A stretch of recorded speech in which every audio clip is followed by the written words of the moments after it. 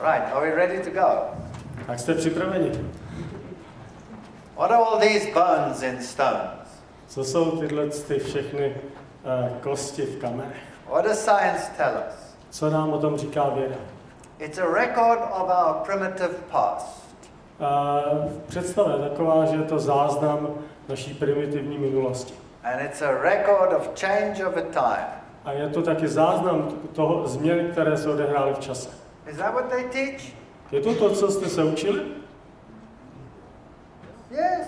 Ano? Thank you. Ano, to je...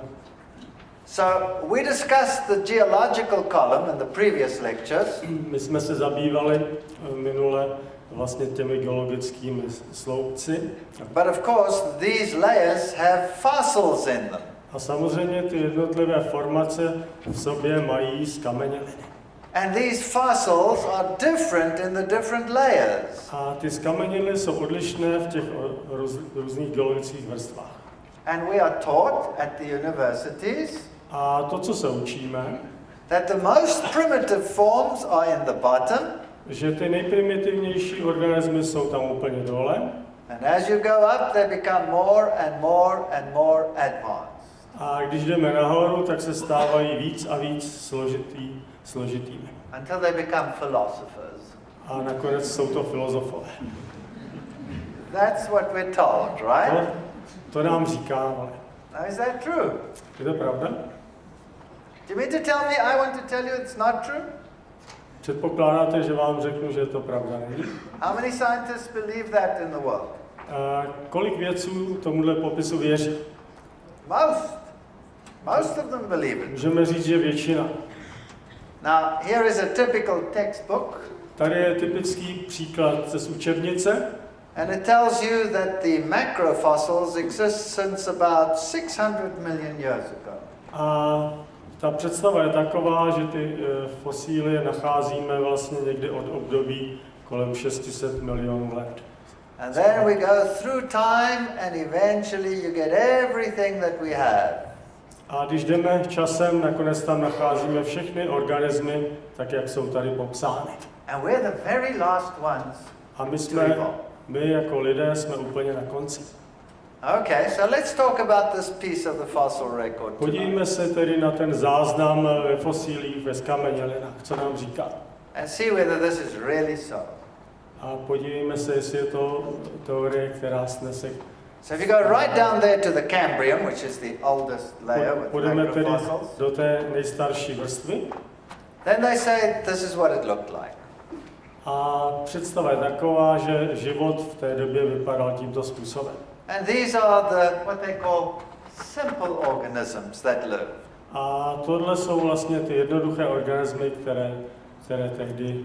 And as you go up, the animals change. A když jdeme nahoru v těch vrstvách, ty zvířata se mění. One after the Jedna other. vrstva po druhé.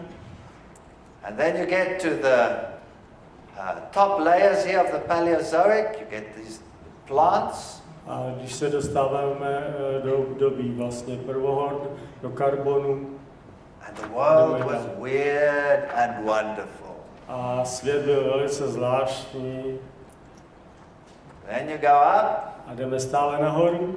Please note Všimněte si, that everything that you're seeing still exists today, these plants. to, co je pozoruhodné, je, že všechny ty organismy, které jsme viděli, vlastně dneska stále existují. And you get the age of the dinosaurs. Tady je věk dinosaurů. And then comes the age of the mammals. A tady vlastně přichází období savců třetí hory. They all look weird and wonderful. A ty vypadají velmi zvláštně, úžasně. Now, how do we know how old these fossils are? Otázka je, jak víme, jak jsou ty zkameněliny staré. They're all in sedimentary rock. Oni jsou v usazených horninách pouze. So you cannot date it. Nemůžeme je tedy časovat. And even if you could date it, you would still have the problem with all the assumptions. A i kdybychom je mohli nějakým způsobem načasovat, stejně by to záleželo na spoustě předpokladů, k jakému do toho dojde. But this one you can't date. Usazené horniny nemůžeme přesně datovat. So they use what is called the principle of fossil correlation. A způsob, jakým se to řeší, že se používá princip vlastně korelace s kamenělin. So if you find a fossil in one layer, Jestliže najdeme skamenělinu v určité vrstvě and you find the same fossil in another place, a pak najdeme skamenělinu na jiném místě, then the two are considered the same age. pak ty obě vrstvy z těch různých míst pokládáme za stejně staré, ze stejného období. This comes straight out of an evolutionary textbook. Tohle to je přímo skopírováno z učebnic o evoluci. You see, it says there, formed during the same geological period. Byly vytvořeny ve stejné geologické periodě. So how old is this fossil? Jak stará je tahle skamenělina? Well, it's as old as this fossil.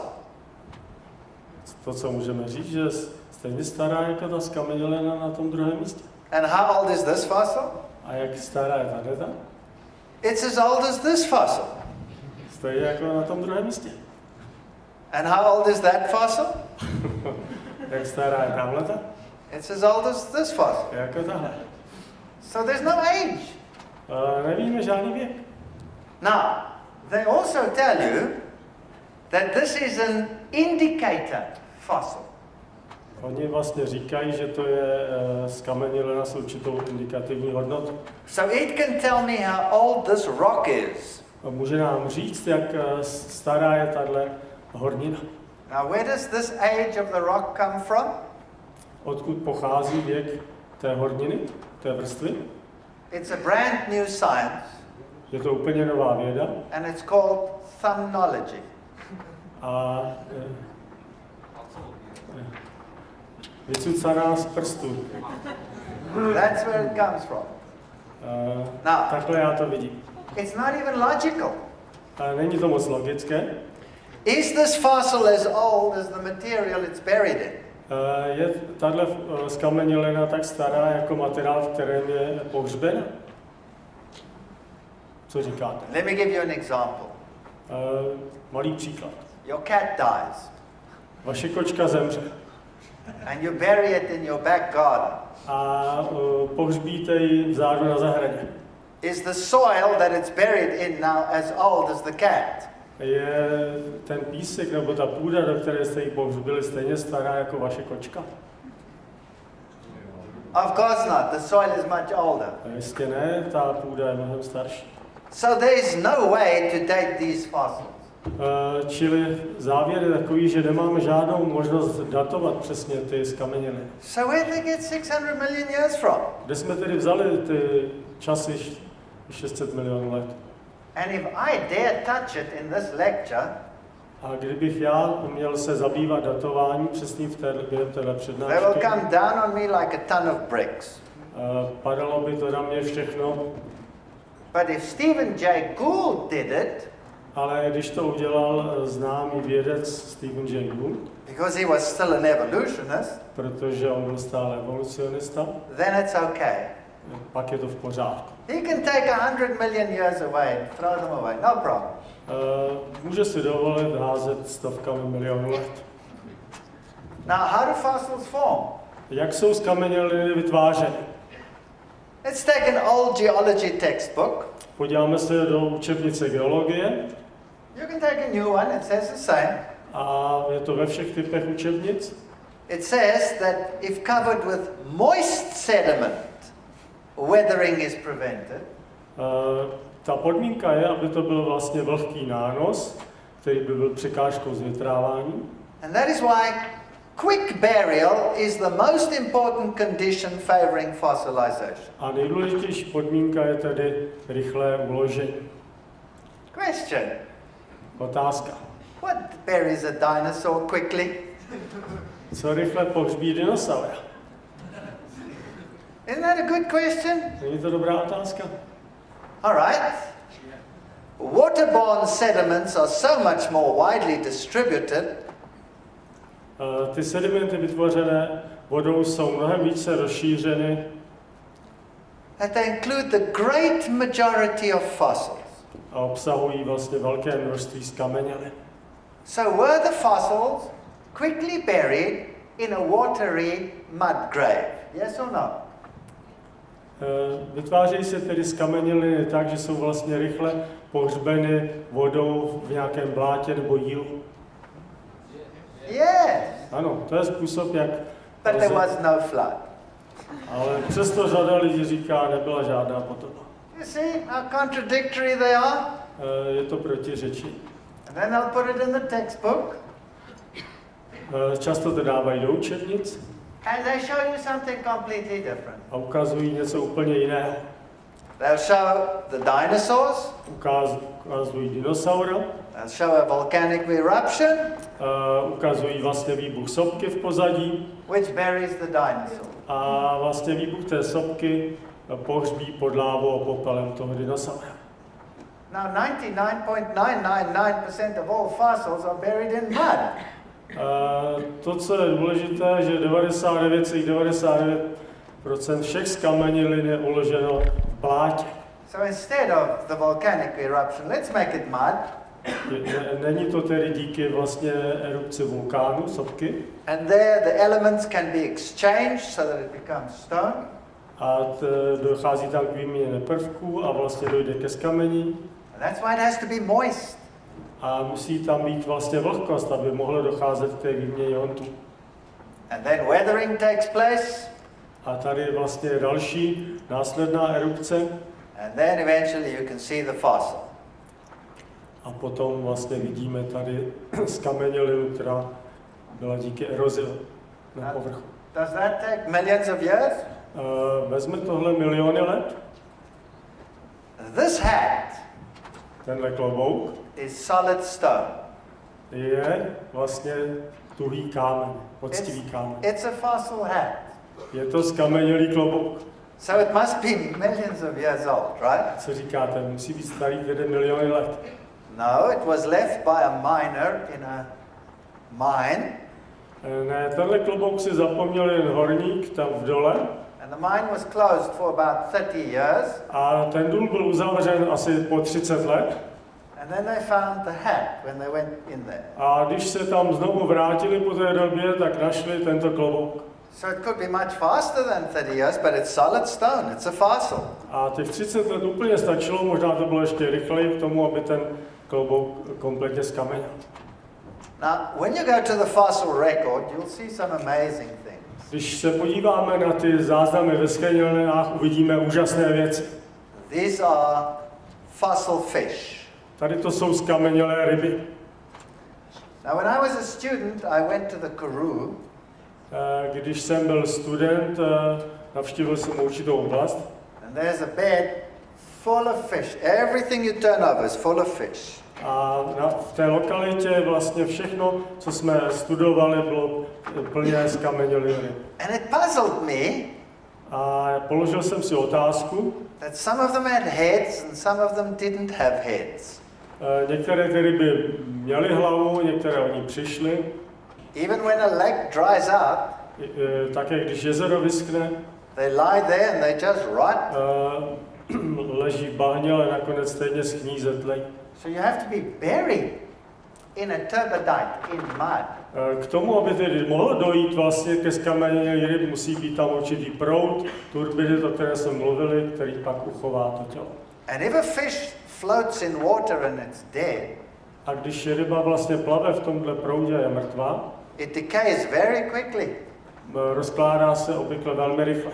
And the first thing that falls off is the scales. A první vlastně věc, která padá pryč, jsou šupiny. Yeah, because it rots the skin. Ta kůže vlastně začíná tlít a všechno opadá. But the ligament holding the head also rots very quickly. A také ta část páteře, která drží vlastně hlavu, velmi rychle podléhá zkáze. So within a few days the head can fall off. A skutečně v několika dnech ta rybí hlava může opadnout. So this is a nice indicator for how long they've been floating before they were buried. To je tedy velice dobrý indikátor k tomu, abychom poznali, jak dlouho ta ryba plavala v té vodě nebo blátě dřív, než byla uložena. Now in this fossil over here, když se díváme podrobně na ty skameněliny, you can see the scales are nicely intact. Tady vidíme vlastně, že jedna ta ryba je krásně neporušená. Some of them are not so good, and some of them without heads. A některé jsou porušenější, některé jsou bez hlavy. So they must have been buried very quickly, within a week. Čili musely být uloženy a pohřbeny velmi rychle, zhruba během jednoho týdne. There's a nice fossil. Tady máme další hezkou skamenělinu. You can see the scales are still there. Celý vlastně ty šupiny, skelet té ryby je velmi dobře uchován. Probably partly decayed before it was buried. Byla pouze částečně rozložena předtím, než byla pohřbena. But this one's perfect. Tady ta ryba je ovšem úplně perfektní. Now this fish doesn't live today anymore. Tato ryba už dnes nežije. And will you notice that it has bony scales? Všimněte si, že má vlastně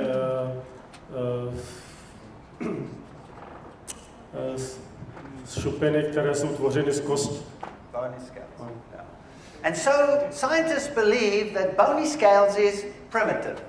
A většina vědců věří, že ryby vlastně s těmi šupinami tvořenými z kostnatěla šupiny jsou primitivní. But bone is not primitive, it's very, very advanced. Ale jak dobře víme dnes, kost není nic primitivního, to je velice pokročilý systém. But because these fish don't exist anymore, they're considered primitive. Ale protože už vlastně nežijí dnes, jsou považovány za primitivní.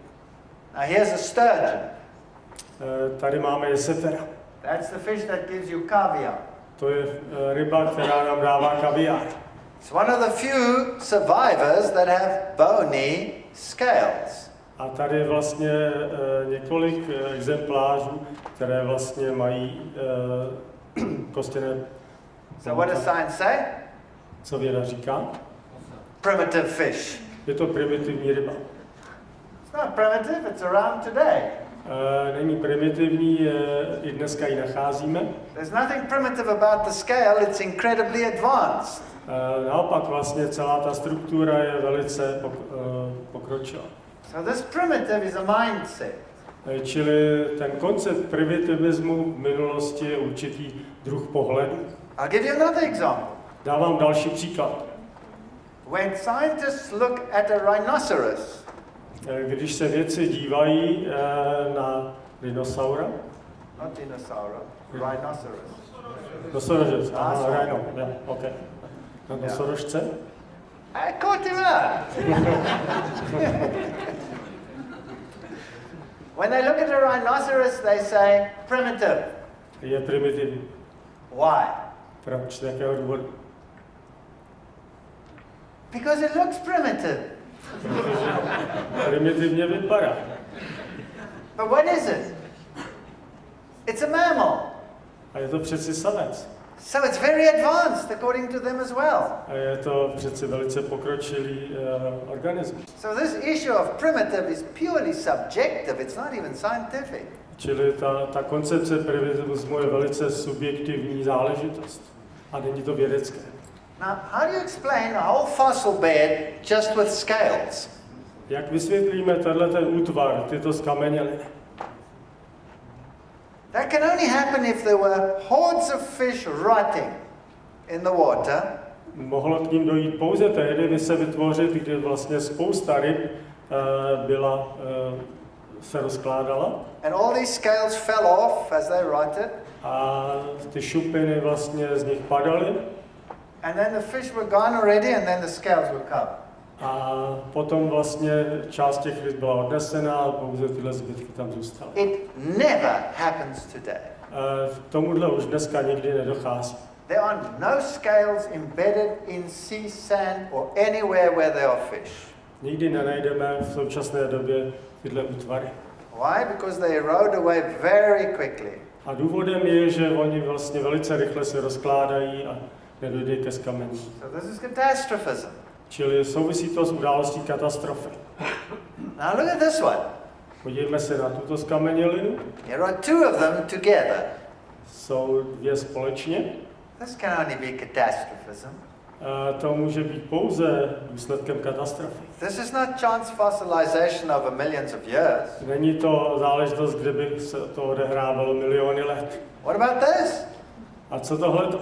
This fish was swimming Tahle ryba splavala, it ate, chytila kořist and before it could swallow, a dřív, než ji mohla spolknout, byla odnesena proudem a pohřbena. this is catastrophism. Byla to katastrofická záležitost. Now look at this one. Tohle to je krásná ryba. It's absolutely perfect. Je naprosto nepoškozena. The scales, no sign of rot, nothing. Nikde není poškozena. The fins, absolutely immaculate. Hřbet, ploutve, šupiny, všechno je skvěle zachováno. How quickly was this fish buried? Jak rychle musela být tedy pohřbena? Instantly. Díky tomu, že je nepoškozená, muselo k tomu dojít okamžitě. So it could only have been a turbidite, a mud flow coming and fast. Ten proud bahna ji zasypal a pohřbil velmi rychle. So is this a record of millions of years or is it a record of catastrophism? Je to tedy záznam o časových období miliony let, nebo je to záznam o katastrofě? Depends what glasses you have on. Záleží na vašem úhlu pohledu, jakými brýlemi se na to díváte. Now, science says they have a problem with soft-bodied animals. Věda říká, že má trochu problémy s organismy, které mají měkké tělo. And that's why we don't have a nice record of the evolution. A proto nemáme hezký, úplný záznam evolučního vývoje. That's not true. Ale to není pravda.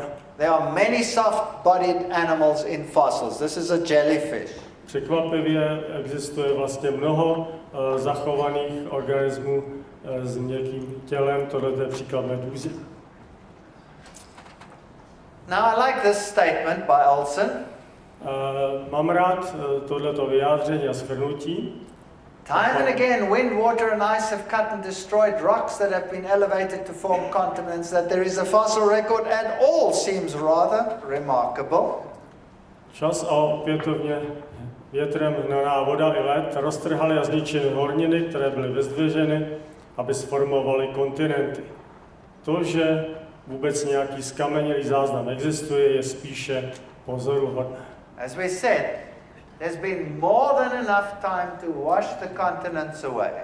Už jsme mluvili o tom, že bylo víc než dost času, aby kontinenty byly kompletně erozí odstraněny. Then why is the fossil record still there? Proč ten záznam skamenělin tam pořád je? Now listen to some of the answers. Podívejme se na některé odpovědi. We have constant uplift, they say. Je to díky tomu, že vlastně konstantně díky vrásnění jsou nadzvihovány hory. So the mountain ranges are being lifted up. Ta pohoří jsou stále nadzvedávána. Now here's the problem. Tady je problém. Why aren't the mountain ranges mega high? Proč jsou vlastně ta horská pásma tak vysoká? Because erosion rubs them out at the top. Je to tím, že ten vrchol je erozí nějakým způsobem ukryván pomalu. In the Himalayas, V Himalájích the mountain is being eroded away 1.9 meters every 1000 years. bylo zjištěno, že v Himalájích ty vrcholy vlastně mizí rychlostí 1,9 metrů za 1000 let. So the Himalayas should be gone long time. Čili kdybychom počítali tuto průměrnou dobu eroze, za věk země by Himalaje už dávno musely zmizet. But science says they're being pushed up at the same rate. Věda říká, proč k tomu nedošlo, je díky tomu, že stejnou rychlostí jako je eroze ze zhora, oni se zvedají ze spoda. That's why they're still there. Proto jsou tam pořád. Okay, that's nice. To je hezké vysvětlení. Here's the problem. Ale You can't rub out the top layers vy nemůžete odstraňovat ty vrchní vrstvy by erosion, erozí lift up the mountain to keep it there, a vyzvednout horu, abyste měli pořád stejnou výšku and then still have the top layers. a pořád mít tu vrchní vrstvu neporušenou. Do you understand the problem? Je tu problém. It's very remarkable that there is a fossil record at all. Proto je tady ten výraz, že je pozoruhodné, že v té vrchní vrstvě nacházíme vůbec nějaké skameněliny. Měly by být už přece dávno pryč. Now you are being taught that evolution takes millions of years. Učili nás, že evoluce vyžadovala miliony let. And millions of years ago there were only very simple organisms. A po miliony let byly pouze velice jednoduché primitivní organismy. And millions of years later they were more complicated. A trvalo to velmi dlouhou dobu, než se vyvinuly složitější a složitější. And millions of years later diversity came. A po dlouhém čase milionů let došlo vlastně k rozmachu rozmanitosti. And change from one kind to another takes very, very long. A změna jednoho druhu v jiný vzala velmi dlouhý čas. Is that what you're being taught? Yes or no? Tohle jste se učili? Yes. Okay. Evolution's Big Bang. A naopak vám chci ukázat vlastně evoluční velký třesk. Time magazine writing about evolving at supersonic speed. V časopise Time, čas, tedy byl vlastně článek, který říká, že evoluce probíhá obrovskou nadzvukovou rychlostí. And then it mentions the scientists at Harvard University. A vycházejí z argumentů vědců z Harvardovy univerzity. These were the neo-Darwinists. Neodarwinistů. And they came to the conclusion that there's a problem.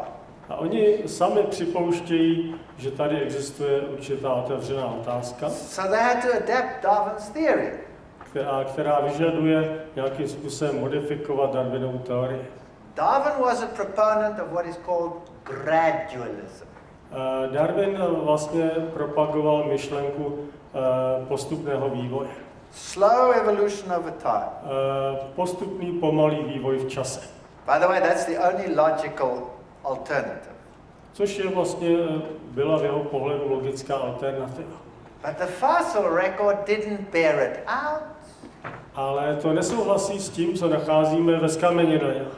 So they said, well, then it took place in mega jumps. A způsob, jak vysvětlit ten záznam, je takový, že vlastně došlo k takovým určitým skokům, kdy náhle vznikaly nové organismy. Well, how much of a jump? A jak velké skoky? When life exploded. Dokonce to někdy popisují jako explozi. Is there an article in Scientific American?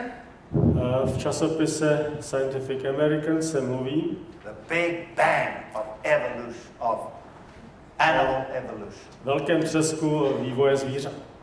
And who's the scientist writing? Co oni píší? These are scientists in evolution. Professor Levinton in talking about evolution.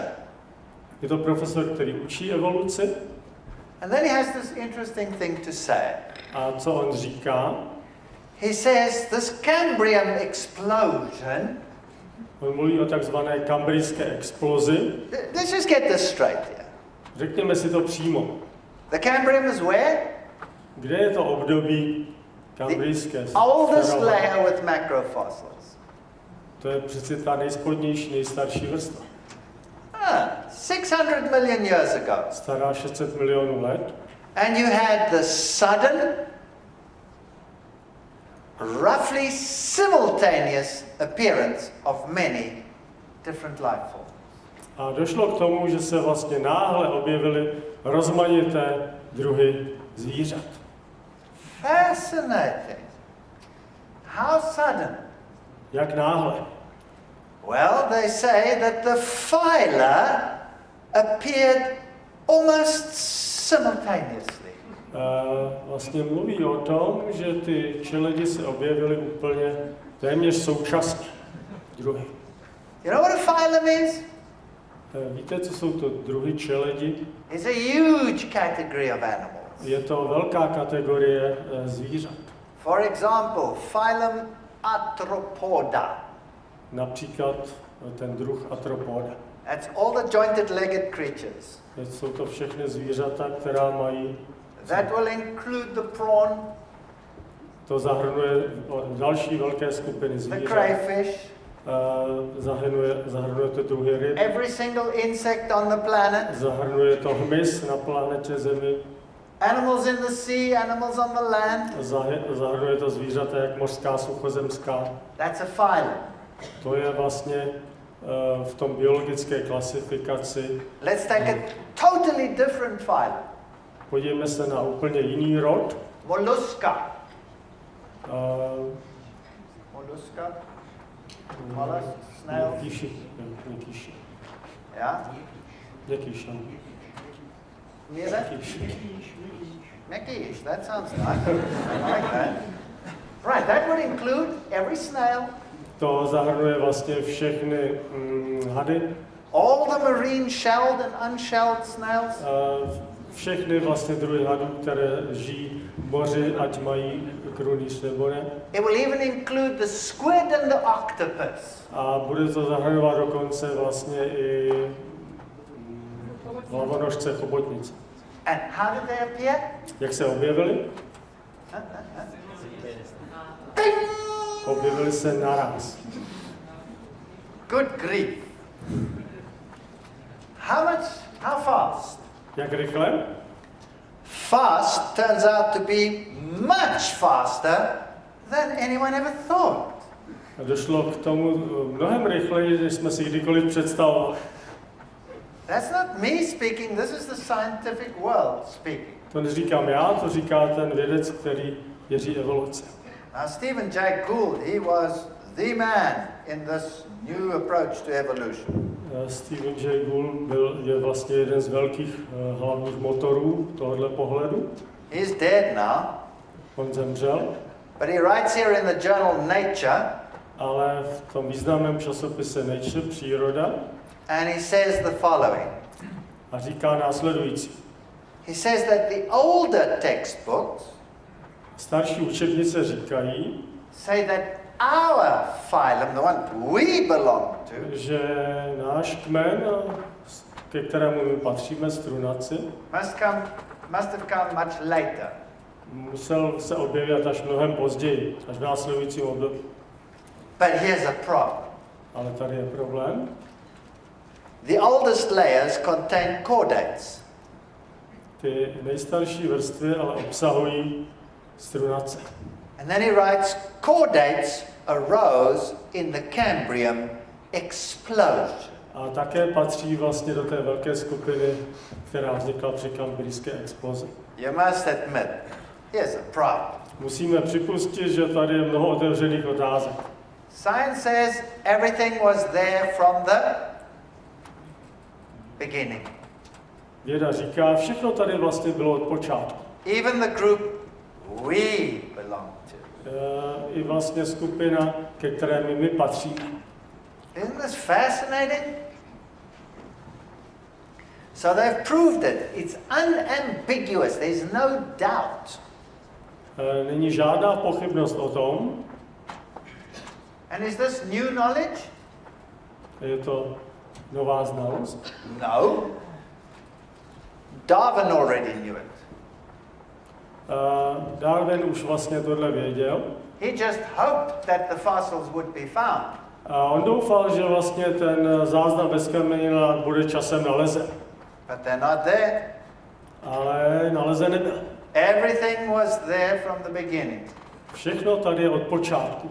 And Darwin admitted that it was a valid argument against his views. A on sám připustil, že je to velice zásadní argument proti jeho konceptu a proti jeho názoru. Now let's go to the textbooks. Podívejme se opět do učebnic. This one's at least a little bit honest.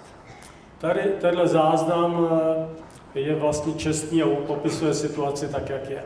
It still shows an evolutionary tree. Ukazuje stále vlastně ten evoluční strom, tak jak se běžně učí. And look at all of these animals. Ale podívejme se na ty jednotlivé druhy zvířat. All of these animals exist today. To, co je podstatné, že všechny z nich vlastně existují i dnes. And when did they change into what they are? Kdy se tedy změnili v to, co jsou dnes? Never. Nikdy. This frog has been a frog, has been a frog, has been a frog, has been a frog, has been a frog, has been a frog. Po celou tu dobu všech těch geologických období ta žába zůstala žábou.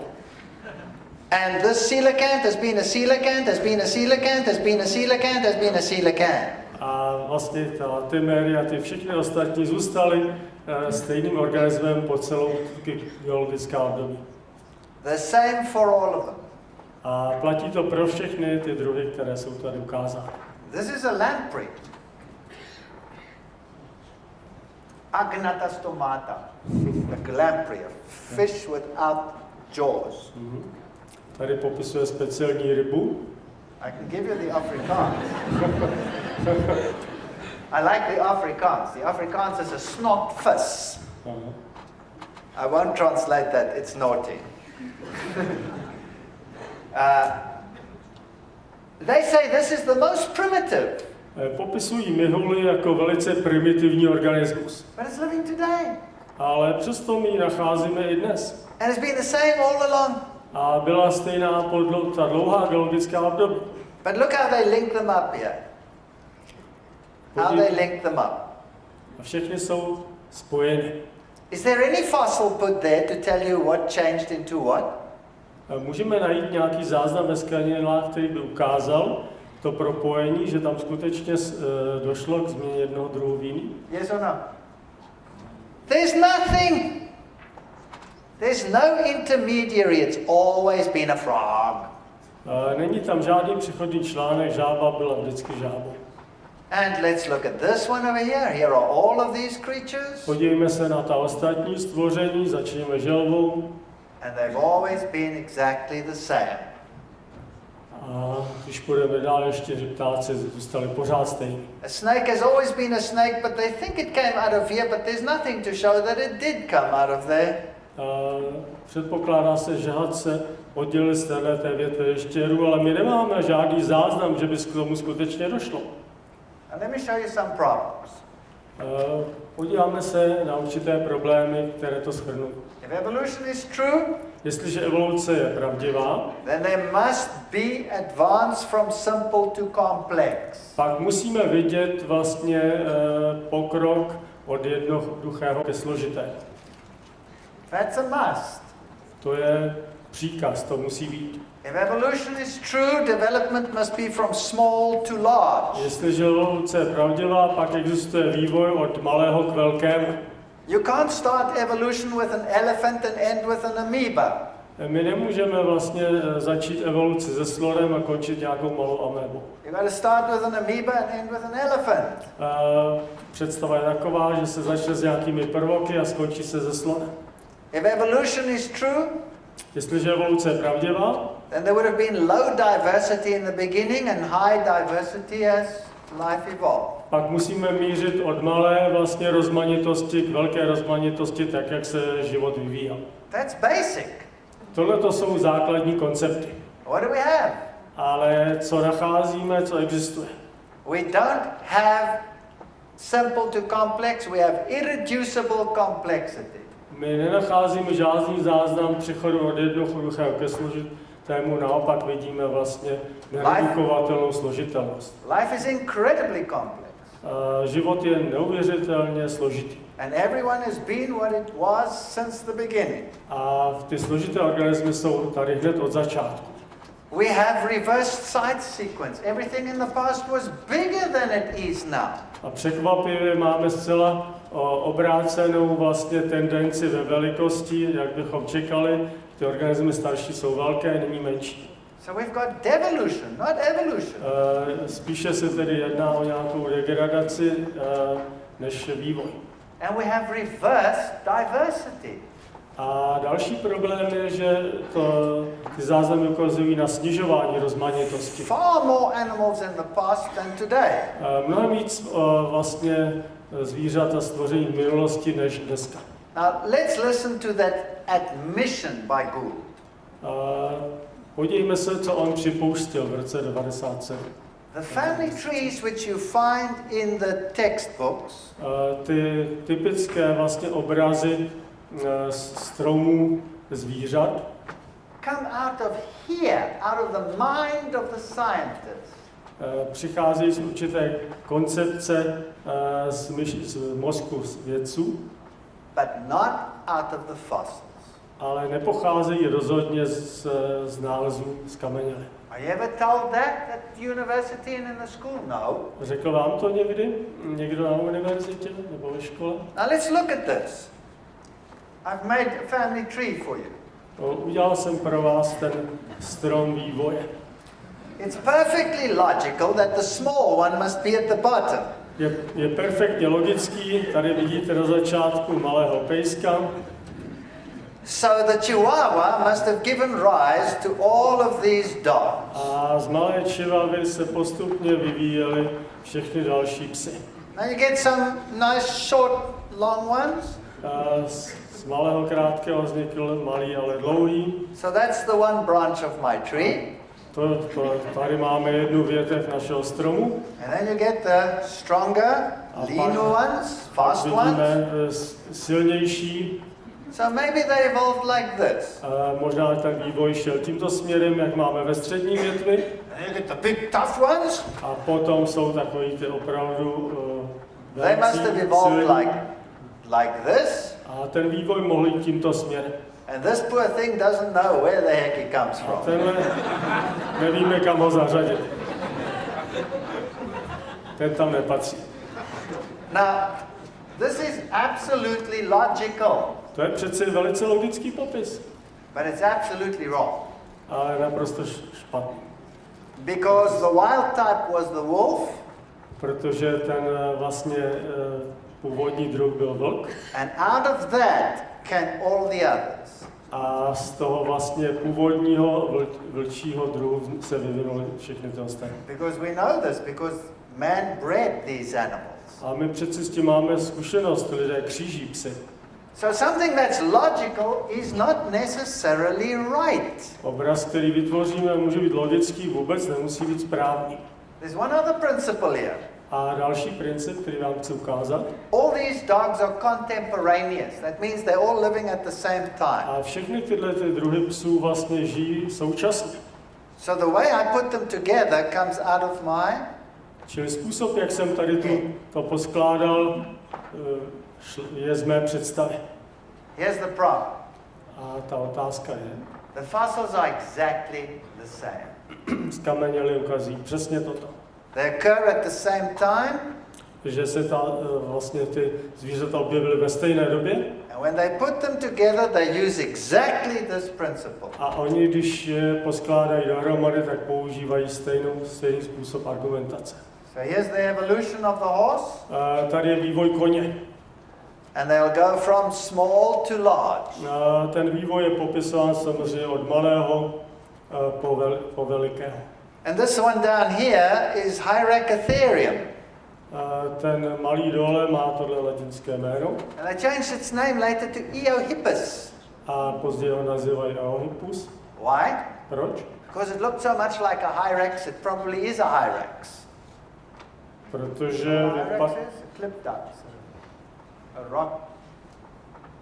Protože vypadá jako nějaký skokan. Okay.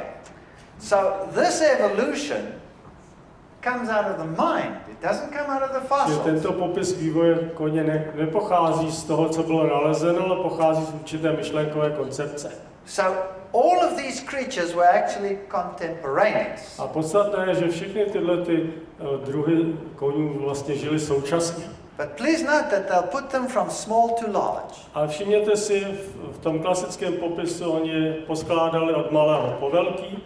Well, there are all the horses today. A dneska tady vidíte koně, kteří žijí dnes. There's the smallest one. Tady to je nejmenší. And there's the largest one. Tady to je opravdu obrovský. And if they found them in the fossils, a když je nacházejí ve skamenělinách, how would they arrange them? Jak by to uspořádali? Small to large. Od malého po velký. It's logical, but it's not right. Je to logické, ale není to pravda. And these horses, where do they occur? A kde se objevují tyhle ty koně? Iceland. Jsou na Islandu. And they're nice and different to other horses. A jsou odlišné od ostatních druhů koní. But the Vikings brought them there. A přivezli tam Vikingové. So, is this evolution or is this adaptation? We'll talk about that in another lecture. Je to evoluce nebo adaptace? O tom budeme mluvit v další přednášce. All right, let's go to the dinosaurs. Podíváme se na dinosaury. We're told that they were horrible creatures. Slyšíme o tom, jak to byly strašní. And they were bloodthirsty. Byly to šelmy, které toužily po krvi. And you had to run like crazy if you ever saw one, right? Musíte utéct, když nějaký vás uviděl. And we also thought that they gave rise to birds. A často slyšíme o tom, že vlastně z nich se vyvinuli ptáci. All right, did they? This is what the textbook says, what it looks like. Tohle to je popis, který nacházíme v učebnic z doby druhohor. Please note that the mammals were already there. Všimněte si, že už tam byla, co to je myš? And this science journal asked, did storms land dinosaurs in hot water? In trouble, that means. Umístili dinosaury do horké vody, do problémů. Well, you've all heard of Jurassic Park. Všichni vyznáme Jurský park. So that's when they mainly occurred. To je doba, kdy vlastně se hlavně vyskytovaly. And there's a nice evolutionary family tree. A můžeme nacházet v řadě učebnic krásný strom vývoje tohoto druhu. Where does it come from, this tree? Odkud pochází tento strom? Thank you. Out of the mind. Pochází z určité myšlenkové koncepce. It does not come from the fossils. Nepochází z experimentálních nálezů z kameněmi. They're playing jigsaw and puzzle. They're just putting it together like they think. Ty nálezy se poskládají jako skládánka dohromady tak, aby vyhovovaly naší představě. And please note that the snake here is just as old or older than any one of them. Because they've been there all the time. Všimněte si, že vlastně plazy existovaly celou tu dobu na hadi. The only difference is Je tady jediný rozdíl, that all of these are extinct, že v tomhle případě ta střední část těch organismů vyhynula and these are still alive. a ty nahoře stále přežívají. Did they evolve out of these others? Yes or no? Vyvinuli se z těch ostatních? Can't be, because the fossil was there right from the beginning already. Ne, to tak nemůže být, protože ten záznam z kamenělin tady byl hned od samého počátku. So all you can really say is some are still living and some are dead. Čili jediné, co z těch nálezů můžeme říct, že některé stále žijí a někteří vyhynuli. But they were all there at the same time. Ale všechny tady byly ve stejný čas. All right. Some of these fossil beds are huge. Podíváme se do obrovské oblasti, která vlastně obsahuje velké množství zkamenělin dinosaurů. And these dinosaurs are lying in direction of stream flow. A oni vlastně byli pohřbeni ve směru toku vody. So they were washed into position. Byli vlastně takhle uloženi díky proudu vody. And they were weird and wonderful. A byly to nádherný zvířata. And scary. A trochu strašidelná. And this is the most vicious carnivore that ever lived. A slyšíme o tom, že tady to je vlastně ten nejhroznější šelma, jaká kdy žila. And his name is Tyrannosaurus Rex. A všichni známe tuhle bestii Tyrannosaurus Rex. And he will shred you to pieces when he gets hold of you. A rozkousal by vás na kousky, kdyby vás chytil. Is that what they tell you? Je to to, co jsme slyšeli? Is this what they show you in the movies as well? To je to, co nám ukázali ve filmu. Now, because he has teeth like that, does that make him a carnivore? Má obrovské zuby, ale znamená to, že to je skutečně krveznížná šelma? We'll talk about that in another lecture. O tom budeme mluvit v příští přednášce. But let's just talk about it being a carnivore.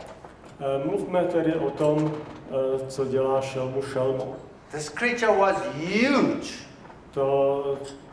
To zvíře bylo obrovské. And he had small little hands. Ale měl malé přední končetiny. And he walked on his hind legs and his head was way up there. A když chodil, jeho hlava byla vysoko nad povrchem. And he weighed more than an elephant. A vážil mnohem víc než slon. Now there's a little law which says a carnivore has a maximum size. Je tady určitý přírodní zákon, který říká, že šelma má pouze určitou velikost. The largest carnivore on the planet? The polar bear. Jaká je největší šelma na naší planetě? Odpověď je polární medvěd. But it has prey that doesn't run away like a seal lying on the ice. Ale on nechodí vlastně pouze po zadních končetinách. But most of its catching takes place in water where weight doesn't matter.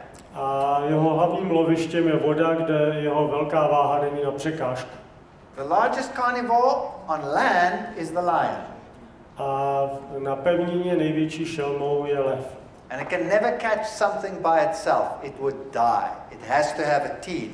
A sám by nikdy nic nechytil, pouze díky tomu, že loví ve smečkách, jsou úspěšní. If you want to catch something by yourself, you have to be like a cheetah, smaller and fast. Jestli chcete chytit něco sami, musíte být malý a rychlý. So an elephant would be a pathetic carnivore. Slon by byl tedy vlastně velice špatným žroutem nebo šelmou. Imagine the elephant trying to catch a buck. Představme si, že slon by chtěl chytit nějakou kořist. Dal by se do běhu. And the buck is running in front of it. Ale i ta malá kořist by mu unikla. And the elephant is keeping up. Ale slon se snaží. And the buck goes, ale ta kořist mu unikne. what will the elephant do? Co tedy slon dělá? It's got momentum because it's heavy. Protože je tak těžký, těžko se uvede do pohybu. It'll have to go, by that time the buck's gone. A těžko také vybírá zatáčky. And even if he could catch it, a i kdyby ho mohl chytit, tu kořist, he would have to bend down because his mouth is up there, musel by his se hands are sklonit z té there. výšky a chytit tu malou kořist na povrchu. And trying to catch it on the run, this thing would go, A došlo by k tomu, že by se sám tedy převalil a stejně by nic nechytil. forget it, it's a pathetic carnivore. Zapomeňme na to, není to žádná šelma. If it ate meat, it could only be a scavenger. Kdyby slon i mohl jíst maso, byl by to pouze mrchožrout. So there are some stories which just might not be true. Takže řadu těch příběhů, které jsme slyšeli, nemusí být nutně pravdivé. This is the journal Science. Budeme tady mluvit vlastně o čerstvých kostech Tyrannosaura Rex. The journal Science. Je to z časopisu Yeah, Věda. that's one of the best journals in the world. Je to velice uznávaný vědecký časopis. They're looking at this dinosaur bone. Oni podrobně analyzovali kosti dinosaura. And it has intact blood cells. A to, co tam nalezli, bylo velmi překvapivé, že vlastně ty krevní buňky byly neporušené. 65 million years old. Že by přežili 65 milionů let. The scientists are stunned. A pro vědce je tohle obrovské překvapení a záhada. When you go to the museums, this is what you see. Když se podíváte do učebnic nebo do filmu, vidíte tohleto. See, the mindset is primitive. Ta představa je hluboce zakořeněna. Vicious world, survival of the fittest. Byl to svět, v kterém byli samí So you see them all eating blood. A všichni to byli vlastně krvežíznivé šelmy. And biting each other while running. Bojovali spolu. And eating while they are walking. A jedli se dokonce i za chůze. And they have models. This is the museum in London. Tohle je z muzea v Londýně, kde mají tyto modely. And look at its mouth, full of blood. Podívejte se na ty jejich krvavé tlamy. Please, this is pathetic. Ale tohle asi nebude realita. Look at the mouth of this creature. Podívejme se na tlamy těch zvířat. Tiny little ridge teeth over there. Mají tam vlastně jenom tak. I would go up to it and put my hand in its mouth. Vůbec bych se nebál strčit mu ruku do tlamy. It might hurt me a little bit, but it certainly can't tear me apart. Možná by mě trochu stisknul, ale určitě by mě tu ruku neukous. Some of them are very small. Některé ty druhy z nich byly velmi malé. Some of them are very huge. A některé byly obrovské, úžasné. Do you know that reptiles keep on growing? Víte o tom, že ještěři vlastně stále rostou? There's no maximum size, they just keep on growing. Nemají žádný limit své velikosti, s věkem stále rostou. So could very large not be very old? A neznamená to, že starý vlastně ještěr nebo plas znamená velký ještěr rovná se starý ještěr. And if the earth was lush and beautiful, a jestliže země byla nádherná, úžasná, then maybe they had reached a very high age. Možná se dozývali velice vysokého věku. Do you know this one? Znáte to? Triceratops. Takhle se jmenuje. Now science will tell you that it evolved these terrible horns, these triceratops, these 3 horns. A otázka je, a věda řeší, jak se vyvinuly tyhle 3 velké rohy. Why? A proč je vlastně měl? Because it had to protect itself against all these vicious carnivores. Protože musel bojovat s dalšími zlými nepřáteli. You see, it was a nice, gentle little herbivore. They have to admit that. A na druhé straně zjistili, že to vlastně nebyla žádná krvežízňová šelma, ale bíložravec, že to nebyl žádný masožravec. Is that true? Je to pravda? What's that? Co je tohle? I guess this chameleon has those horns to protect itself against all the vicious carnivores, right? Je to tak, že tenhle chameleon chce bránit proti všem těm zlým masožravcům? No. Ne, tak to není. It's a secondary sex characteristic. Je to vlastně jeho druhotná sexuální charakteristika. Which means the ladies like it. Chce se líbit chameleonním ženám. It has nothing to do with evolution. Nemá to s evolucí nic společného. If you take a reindeer, když se vlastně podíváme na soba, it's got huge horns. Losa, Why? obrovské paroží. To protect itself against all the vicious enemies? Je to snad hlavně kvůli tomu, aby se mohl chránit proti všem zlým nepřátelům? No, because the ladies like it. Hlavní důvod je, že se to líbí samici. And he can measure his strength against another male. Pak samozřejmě můžou si dokazovat sílu s ostatními samci. But once the lady has accepted him, Ale když je přijat a je favorit, what happens to his horns? co se stane z jeho paroží? Kups! Zmizí, upadne. Fantastic. Oh, there's a nice story to that, but I haven't got time. So all of these dinosaurs, they needn't have been that vicious. A ta představa současná, že ty dinosauři nemuseli být taková zlá krvežíznivá stvoření. In the museums, they'll show you all these nice dinosaurs' nests and their eggs. V tom muzeu ukazují jejich hnízda, jejich vajíčka. And they tell you how they laid their eggs. A popisují, jak oni kladli ta vejce. Every single egg that has ever been found A všechna ta vajíčka, která byla nalezena, has always been washed into position. byla vlastně deponována vodou v té pozici, kde byla nalezena. This is all flood evidence. Je to vlastně všechno na území, kde byla záplava. Even the footprints of flood evidence. A také vlastně jejich stopy, které byly nalezeny. These animals were running for their lives in mud. Jednoznačně byla to zvířata, která utíkala vlastně po měkké vrstvě jílu, aby si zachránila život. And the only way these footprints can survive, a jiný způsob, jak tyhle ty stopy se mohly dochovat, if they're covered immediately with another layer. Tím, že byly vlastně bezprostředně pokryty další vrstvou, která je ochránila. And then later it can split off and you can see them. A později vlastně došlo k erozi a ty stopy vyšly na povrch. Did you know that there are over 100 published theories about how the dinosaurs went extinct? Existuje zhruba 100 teorií, co způsobilo vyhynutí dinosaurů. They're all buried in water.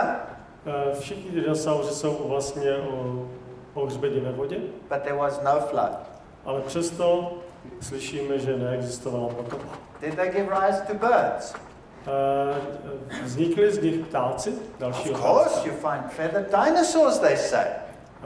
Ano, vy najdete vlastně dinosaury, které mají peří. And here are the ancestors of the birds. To jsou přeci předchůdci ptáků. And then they found Archaeopteryx, A tady je vlastně další druh, o kterém je předpokládáno, which happens to be a bird. Archaeopteryx.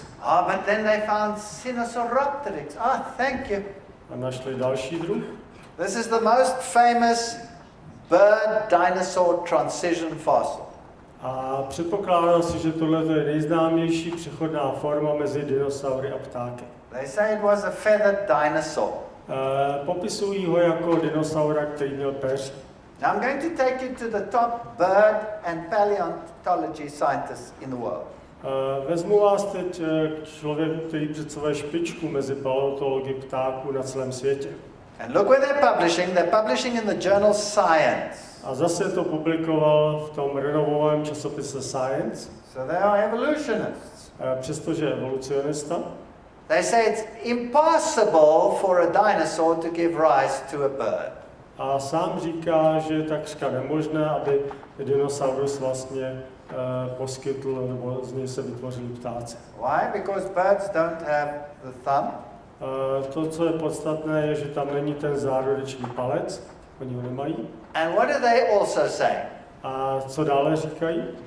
The respiratory system, the lungs, are totally different in a reptile to a bird. A také je naprosto rozdílné uspořádání plic mezi ještěry a ptáky. And they say the feathers don't really exist. They are just frayed collagen fibers beneath the skin. So there are no feathers. A ta představa, že vlastně byli opeřeni, také se nezakládá na pravdě, byla to roztřepená kolagenová vlákna pod kůží. So mammals' lungs are like our lungs. They end in sacs. Tady je popis plíce savců člověka. And bird lungs are through furrow lungs. They're totally different. A ptáci naopak vlastně mají naprosto rozdílný systém plic. Now I want to talk about this man. His name is Stors Olsen. Chci mluvit o muži, který se jmenuje Stor Olson. He's the curator of birds at the Smithsonian Institute. Je to kurátor muzea přírodní historie ve Washingtonu, Smithsonian Institute. You can't get more evolutionary than that. And what does he say? A co on říká? He says the feathered dinosaurs have no place outside of science fiction. A on říká sám, přestože je velký zastánce evoluce, že obrázky opeřených dinosaurů jsou jen širou fantazií a nemají ve vědě žádné místo. Are you being told this in your schools?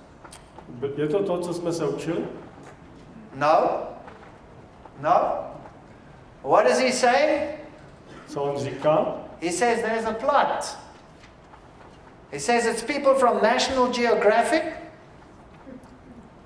On popisuje vlastně, že skupina vědců spojená s vydavatelstvím National Geographic. And some of the editors of the journal Nature. A někteří lidé z časopisu Nature, příroda. Who want this to be the case. Kteří si přáli, vlastně byli podjati, aby ta představa byla prosazována. He says it is the scientific hoax of our age. On sám říká, že je to vlastně taková věc, kdy je to podvod našeho věku. So let's be blunt about this. Let's be blunt. You are being lied to at school and at your university. Řekněme si to otevřeně, bylo nám lháno jak na naší škole, tak na naší univerzitě. That's the bottom line. To je to, co on říká jako svůj závěr. They say it's impossible for these large animals to become like birds. On říká, že je nemožné pro ta obrovská zvířata, aby vlastně z nich vytvořili lehcí ptáci. They're saying that they couldn't have evolved into birds. It's an embarrassment for science. A protože se vlastně nemohli vyvinout, je to pro vědu vlastně velké zklamání. So this is the scientific truth. Tohle je vědecká pravda. What do you do with this? Co uděláme s tímhle? These are Ica stones from Peru. Jsou to speciální kameny v Peru, které obsahují určité zkameněliny. Oh, what is that? Co v nich nacházíme? That's a triceratops. Je to What is this? That's either Allosaurus or it's a Tyrannosaurus. Nacházíme v obou z nich vlastně určité druhy dinosaurů. And what is that? A co je tady? That's a human being. Je tam člověk. Fascinating. And what is this? A co nacházíme tady dole? That's a pterodactyl, a flying reptile. A nacházíme tam létajícího ještěra. What's sitting on him? Co na něm sedí? A man. Člověk. Now, were these Inca Indians paleontologists? Byli Inkové paleontologové? Or did they see these creatures? Nebo je viděli ve skutečnosti v reálu? Just a question. If you saw this little creature in the fossil record, Jestliže byste viděli toto malé stvoření baziliška wouldn't you be able to write a nice fairy tale about it? jako z kamenělinu, jistě bychom o tom mohli napsat hezkou pohádku. Doesn't it look like a dragon? Nevypadá jako drak. And so you see, you can have lots of stuff coming out of the mind.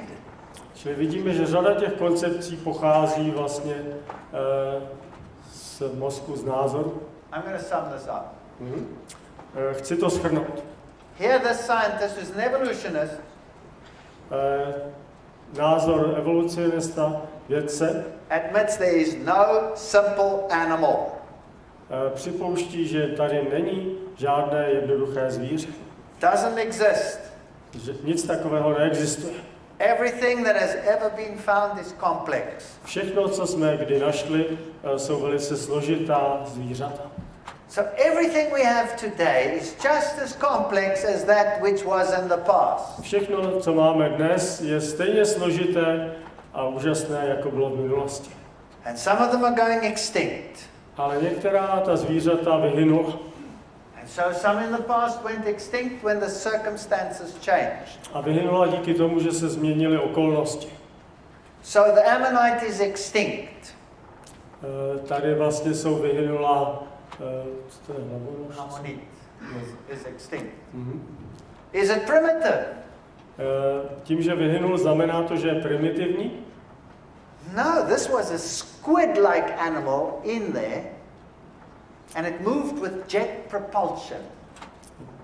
Byl to morský živočich, který vlastně se pohyboval a byl velice vyvinutý. It was complex. Byl to složitý organismus. Some of them were huge. Někteří ty amonité byli obrovští. The trilobite. Tady se podíváme na trilobit. Primitive? Je primitivní? No. V žádném případě. Just as advanced as any arthropod today. Je to velice pokročilý organismus. These are some of their tunnels. Some of these creatures are still living today, like Nautilus. There it is. Některá zvířata, která jsou zde naznačena, žijí i do dneška. Unchanged. Beze změny. All of these sea urchins, unchanged. Všechna tato zvířata, hvězdice, jsou tady do dneška. Here are all the fossil varieties. All of these exist still today. Nacházíme je v zálezech z kamenělin a většinu z nich nacházíme žít i v současnosti. All of these exist today. These are the fossils. Všechny žijí i dnes. There's no change whatsoever. Čili musíme uzavřít, že vlastně za celou tu dobu se vůbec nezměnili. There's a fossil, there's a living. Srovnáváme tady zkamenělinu a to, co žije dnes. Fossil, living. Zkamenělina, současný stav. Fossil, living. A zase opět zkamenělina, současný stav. Fossil, living. To též platí i pro kraba podkovovitého. Same as the fossil, the coelacanth. No change. Stejný případ. Srovnáváme zkamenělinu a současný stav. Now, There's just one difference. Ale existuje jeden rozdíl. Size. Velikost. Look at this shark fossil. Podívejme se na tuhle skamenělinu. It's huge. Je obrovský. Je to žralok obrovských rozměrů. There's one of its teeth. Tady to je jeho zub. There's a fully grown Tady je jeho plná velikost. shark today. To je velikost současného žraloka. This shark over here Ale tenhle žralok, který byl nalezen, would use this shark over there by z toho současného žraloka as a toothpick. mohl použít jako párátko. It was huge. Byl obrovský, úžasný. This creature is unchanged in the fossil record. Také toto zvíře je vlastně nezměněno ve skamenělinách. This is the famous New Zealand lizard. Je to ještěrka, která žije pouze na Novém Zélandě v současnosti. This is the Galapagos tortoise. It's this big. To je obrovská želva, která žije na Galapágách. And its babies are how big? A víte, jak jsou velké i děti? They're big, same as any other tortoise. Jsou malinké, stejně jako u ostatních želv. So why is it so big? Proč je tak velká? Thank you, sir. Age. Ano, správná odpověď je, že žije dlouho. It's protected on this island, so it Yeah. gets very big. Je chráněna na tomhle ostrově, nemá nepřátele, dožívá se vysokého věku, je And it obrovská. can get a few hundred years old. A může žít dokonce několik stovek let. Now, what if it could get to 1,000 years? A co kdyby náhodou mohla žít 1000 let? How big would it be then? Jak velká by byla? It would be that big. Tak by byla takováhle. And that's how big the fossils are. A to je přesně velikost, kterou nacházíme ve skamenělinách. This is the Galapagos marine iguana. Tady je další příklad z Galapág, mořská iguana. It eats seaweed. Jí vlastně mořské řasy. There's the smaller land iguana. Tady je další příklad, Do you know that they can interbreed? který žije ve vnitrozemí. So this is nothing strange and wonderful. Tady jsou další zvláštní zvířata. Every single one of these creatures are unchanged in the fossil record. Všechny tyhle zvířata, vačnatec, pásovec a další, zůstaly nezměněny po celou tu dobu. Now this is a fully grown crocodile. Tady to je vlastně plná velikost krokodýla. I'm going to put the skull of a fully grown modern crocodile Kdybychom vzali lebku vlastně dospělého dnešního krokodýla into the skull of a fossil crocodile. a porovnali ji s lebkou vlastně krokodýla, který je ve skamenělinách, There it is. tak tady máme srovnání. That's how big the fossil is, that's how big a modern Tady crocodile. vidíme tu úžasnou velikost krokodýla ve skamenělinách, jeho lebka a současné. So science says this was a different creature, totally different kind, millions of years old. Můžeme z toho odvodit tedy, že to byl úplně jiný druh, který někdy vyhynul před miliony let? No, it was just big. Ne, to je jediné, co z toho můžeme uzavřít, že byl prostě obrovský. Insects, fascinating. Podívejme se na hmyz. Je to Here's a úžasné. fossil with straight wings. Tady vidíme skamenělinu s úžasnými křídly. Science will say the straight wing is primitive. A věda říká, ta přímá křídla jsou primitivní, jednoduchá. A beetle can fold its wing. A pavouk může ohýbat svá křídla. So that must be advanced, right? Proto musí být pokročilý. All insects occur at the same time.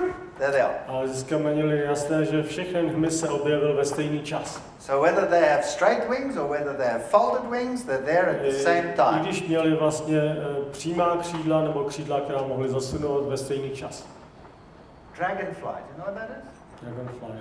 Yes. Dragonfly has straight wings. Váška má velká přímá křídla. Do you know that attack helicopters are designed by studying the dragonfly? Víte o tom, že vlastně konstrukce helikopter byla založena na tom, že studovali, jakým způsobem se pohybuje létá váška. These are all the fossil and the living. Tady máme zase srovnání záznamů ve skamenělinách a v současnosti. So every single one of them that can fold or not fold its wings, they're all there at the same time. a ta stvoření, která měla vlastně zasouvací nebo přímá křídla, tady byly ve stejný čas. There's a living and there's a fossil praying mantis. Tady vlastně vidíme porovnání jak současné živé, tak zkamenělé. The eye of an insect. Zajímavý je pohled na oko. It has such a complicated mirror system. Oko je velice složitý důmyslný systém. And the Hubble telescope mirror was designed according to this eye. A vlastně Hubbleův teleskop a jeho zrcadla byly založeny na pozorování konstrukce oka. And the best scientists in the world couldn't even get it right first time. A ani ti nejlepší fyzikové to nemohli udělat na poprvé dobře. Is this evolution? Jedná se tu o vývoj. Remember, you cannot even improve it over time. It has to be exactly like that or it won't work. Už na počátku to bylo perfektní a nebyl tu žádný prostor pro zlepšení. So here you have all of these insects. There's a cricket, unchanged. Tady vidíme vlastně uchována hmyz v jantaru. Here's an ant, unchanged. Tady máme mravence v jantaru. Can't believe it, Fred. 60 million years since I've seen you and you haven't changed a bit. A v kresleném vtipu si říkají, sice jsme se neviděli 65 milionů let, no kolik, ale vypadáš pořád stejně. So do we see evolution in the fossil record? Otázkou je, jestli tedy vidíme vývoj v těch zkamenělých záznamech. Yes or no? Ano nebo ne? Everything was there from the beginning. Všechno tady bylo od začátku. So science says cosmology, the whole universe, boom, from nothing. Věda říká, kosmologie, že vlastně celý vesmír vznikl tady díky velkému třesku z ničeho. And the fossil record, boom, there it was. A ten záznam ve zkamenělinách taky vlastně došlo k určité explozi. What's the difference between he spoke and it stood fast and silent? Jaký je tedy pak rozdíl mezi tím, když Bible říká, on řekl, stalo se, a mezi tím, jak si to představuje věda? There's no difference. Není zde žádný rozdíl. The oldest things on the planet are these trees. Nejstarší vlastně žijící organismy na planetě jsou tyto stromy. And these plants over here, the Velvicias, the oldest living plant. A tady je také nejstarší žijící rostlina. It's just as old as the bristle cone pine. Je to stejně staré jako tato borovice. And it's just as old as the redwoods of the National State Forest. Chci vás pozvat do parku, kde rostou sekvoje. These are first generation trees. Tohle to jsou vlastně, je to první generace sekvojí. They're huge. Jsou obrovské. I'm standing up against one. Tady stojím u jednoho z nich. I was also young once. Good Taky grief. jsem byl mladý svého času. And there you can drive through one. A oni vás dokonce tím stromem, kořenovým systémem sekvoje můžete projet. And how old are they? Jak jsou staré tyhle stromy? Between 4 and 5,000 years old. Ten věk je mezi 4 a 5 tisíci let. That's fascinating. To je úžasné. Read them that text. Oh, it's in English. You've got it in English? What's it there? Věci neviditelné od počátku stvoření můžou být poznány a pochopeny podle toho, co vidíme, a podle toho poznat jeho věčnou moc a božství, aby byly bez výmluvy. So what I want to tell you tonight, To, co jsem vám řekl dnes, it depends how you look at the fossil record. záleží na tom, jak se na ty zkameněliny díváte. It depends on your mindset and your assumptions. Záleží na vašich předpokladech, záleží na vašem názoru, na vašem pohledu na svět. How you put it together. Jak tu skládanku poskládáte dohromady. And there is nothing wrong in looking at it the way we looked at it tonight. A myslím si, že není nic špatného na tom dívat se na věci a na ty fakta, tak jak jsem vám to představil dnes večer. And there is no evidence whatsoever for the evolutionary process. A ve zkamenělin není vlastně žádný důkaz evolučního procesu. But if you don't want to have God, Ale jestliže nechcete mít Boha, you have no alternative but to look at it from the evolutionary paradigm. nemáte žádnou jinou alternativu, než se na to dívat z evolučního pohledu. Where do you come from? A odkud pocházíte? That's a very important question, isn't it? To je důležitá otázka. Are you an afterthought? Jste nějaká další myšlenka, jste potomek něčeho? Are you a process of a naturalistic evolution? Jste výsledek procesu přírodního vývoje? Or have you got a noble origin? Nebo máte úžasný původ? Wouldn't that make a difference to how you feel? Neudělá to vlastně ve vás jiný pocit, jak se budete cítit? So we'll have to ask ourselves the question, where do we come from? Položme si každý z nás otázku, odkud pochází. So tomorrow we'll look at mammals. Zítra se budeme dívat na savce. And we'll look at the evolution of man. Budeme se dívat na vývoj člověka. And we'll look at what the fossil record really tells us. A podíváme se na to, co záznam se skamilili nám k tomu řekne. So now you can't stay away because you must know where you come from. A musíte přijít, protože se musíte dovědět, odkud pocházíte. So I'll see you tomorrow. Thank you for Dostanu listening. zítra.